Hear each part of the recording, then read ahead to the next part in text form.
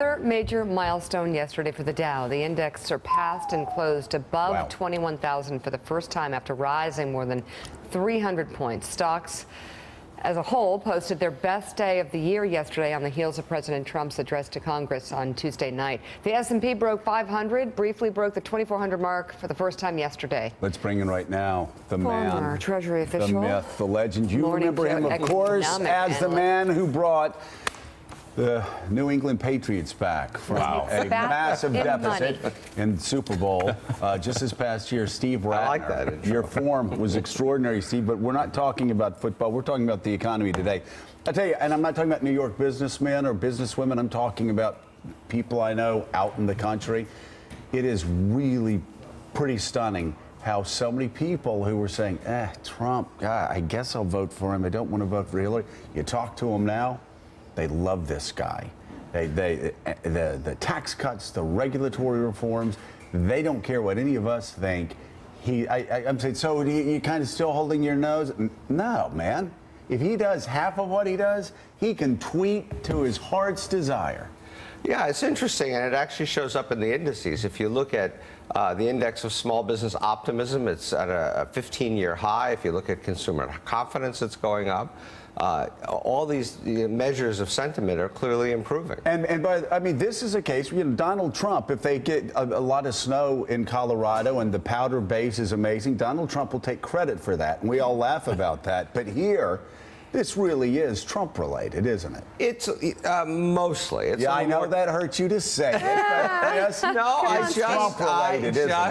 just got done saying that, in fact, clearly he has had an effect on consumer confidence, another number that's at a recent high. Clearly, the stock market reaction yesterday after his speech can only be attributed to the fact that he gave a speech that made people feel like he could actually be president. But you also have to recognize there are two other things going on here. One, the economy. Look at that number, 21,000.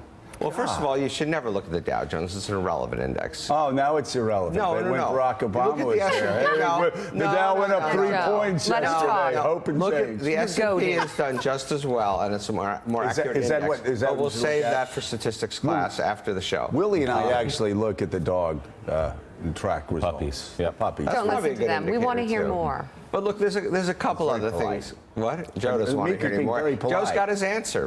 Trump it's all Trump, and that's that. I did. Come on, man.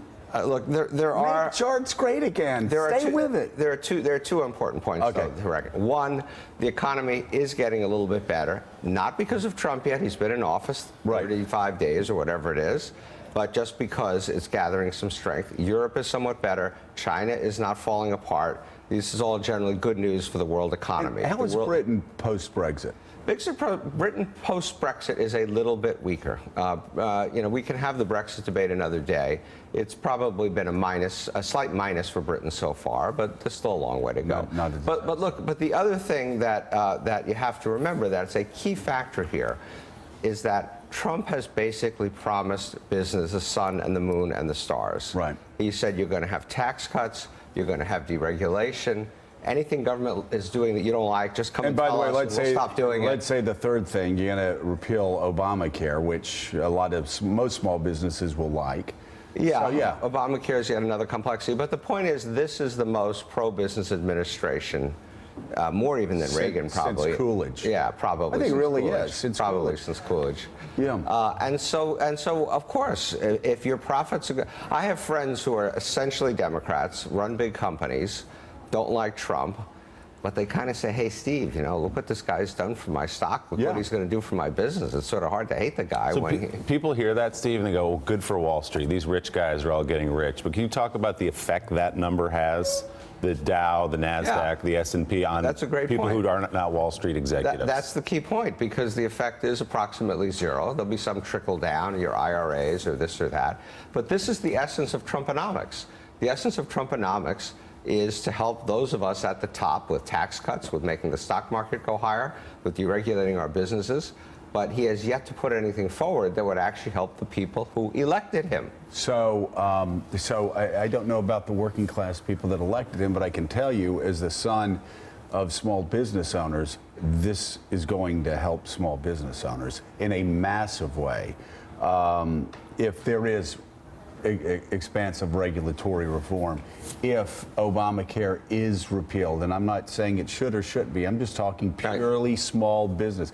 If there's a cut in the corporate tax rates, a lot of small business are corporations, as you know, and that actually, all of this, I actually think, yes, it's helping the stock market, but it's usually the small business owner that's the most pounded by all of these regulations and these taxes.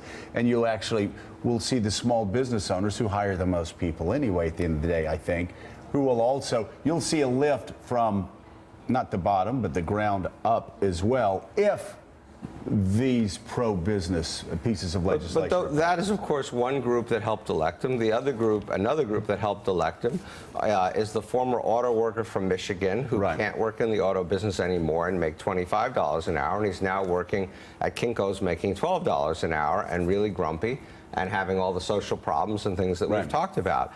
And this is not meant to be a partisan comment, but tell me what there is in the Trump plan that is actually going to help that guy. Well, there could be a substantial middle-class tax cut. There's not going to be a middle class. It's not even in his proposal. They could change the proposal and make it substantial middle-class tax cut. But the other thing, as Joe said, is all sorts of regulatory relief, for instance, allow banks to lend more easily.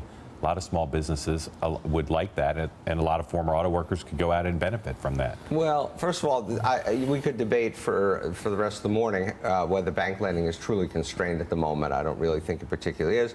But what you guys are talking about, and I don't mean to make this sound as pejorative as it may come across, it's another form of trickle-down economics, right? Well, no, but big business happy, you make small business happy, eventually it reaches. Well, but you said small. But it doesn't you ever. said small. That's not trickle down. When you're helping small business owners, somebody that has 3 or 4 people and are working out of a garage, that's not trickle down. That's somebody that's an immigrant new to the United States that has an idea that says, you know what, I can go out in the garage and I don't have to hire 3 people to handle all of the paperwork for the other 3 people that are working in my small business. Somebody in a massive corporation. Define a small business can be defined as anywhere from 50 to 500 employees. Exactly. Lots of size of small business. I know, but I'm specifically talking about the type of small business people that I know that have 3, 4, 5 employees. Or I'm talking about the dentist that has 2 or 3 chairs. I'm talking about the doctor that has a small solo practice and has to hire 5 people just to shuffle through paperwork. I'm talking about the regulatory burden. And this is what I heard when I was in Congress. Business people didn't say, I need my taxes cut. They all said, I need regulatory relief, because for every 2 people I hire, I've got to hire another person to handle all the regulations coming at me. There's no question that the regulatory apparatus in this country has gotten out of control, and not just on the federal level, but if you look at state and local levels, if you look at occupational licensing, the number of occupations that have to be licensed, the process you have to go through now has gone up exponentially. We can do some charts someday on this. Has gone up exponentially over the years. We've stultified our economy in a way by imposing all of these processes and regulations on it. I'm all in favor of changing it. I just don't think we do it necessarily arbitrarily, saying, all right, you can pick one here and then throw out 2 here. It can't be arbitrary, and I will tell you the one thing we learned after the crash in 2008, that regulatory reform is not all created equally. You can't say we're going to have blanket regulatory reform for the big banks, for the Wall Street entities, for all the, you know, if they focused regulatory reform on small businesses, the people that really need the regulatory reform the worst, that can't afford the accountants and the lawyers and all this other stuff, that would have the biggest impact. That wouldn't be trickle down, and you wouldn't make the same mistakes we made when we let banks do all the things that they did in 2008. Snapchat, Willie. So Dow 21,000 was the big story yesterday. The other big story, Steve, as you know, the parent company of Snapchat priced its IPO at $17 a share yesterday, valuing the company at $24 billion. Other tech companies who've yet to place an IPO bid are also in the tens of billions, with ride-sharing app Uber worth a reported $66 billion. Airbnb has a current valuation of $30 billion. An office-sharing company, WeWork, currently worth around $20 billion. Snap is now the most valuable American tech company to go public since Facebook's IPO 5 years ago. These numbers are just crazy, aren't they? The numbers are crazy, but this is what should make you feel good about America, that we are creating companies with these incredibly innovative business models and changing the world. But here's the really interesting question about the Snap IPO. Is it going to be Facebook? or is it going to be Twitter? Facebook, as you remember, went public at 138, and the stock is now trading at, 38, and the stock is now trading at 138. Twitter went public at 26, and the stock is now 16. And there is videotape, if I can do a brief victory lap, of me on this show saying that the Twitter IPO was overpriced. Alex can dig it out if you don't but you know believe what? me. There is also, though, there's also videotape of Willie and me saying Facebook, and you get it, we get the tape, is a dog, and it will never go above 26. Yeah. Okay. Well, that's why you're doing what you're doing, and other people are doing what other people are doing. Okay, but on the macro side of things, they did tell you for 5 years that China was a bubble. And you're like, no, China. Oh, my God. Please, no. Don't engage. Well, I said China was not a bubble. But here's the key thing. Here's the really key point. Facebook is obviously dominating the world. The growth is incredible. The share of advertising dollars is incredible. There's real doubts about Snap. The growth rates are slowing. Is it one of these niche products? Is it going to become Twitter, or is it going to become Facebook? Hey, what about? I would take the under on that bet. We got to go to break. Yes, we do. Uber, man, they're getting a lot of really bad news lately. It's been a little bit tough. It's like Uber. I don't know if I'd want to launch my IPO right now. Yeah, well, they're not going to be able to launch an IPO right now. Look, Uber is a very tough culture. These companies, a lot about culture, and they have gotten themselves in a bunch of scrapes that have cost them money. This hashtag, boycott Uber thing that started at JFK has cost them significant points of market share. Well, and did you see the CEO? Oh, There's my God. videotape of the CEO getting a fight on video with a driver. Out of control. Don't do that. The CEO is not the warmest, cuddliest guy around. Is that Travis? Yeah, Travis Kalanick. Yeah. Yep. All right, coming up, so much.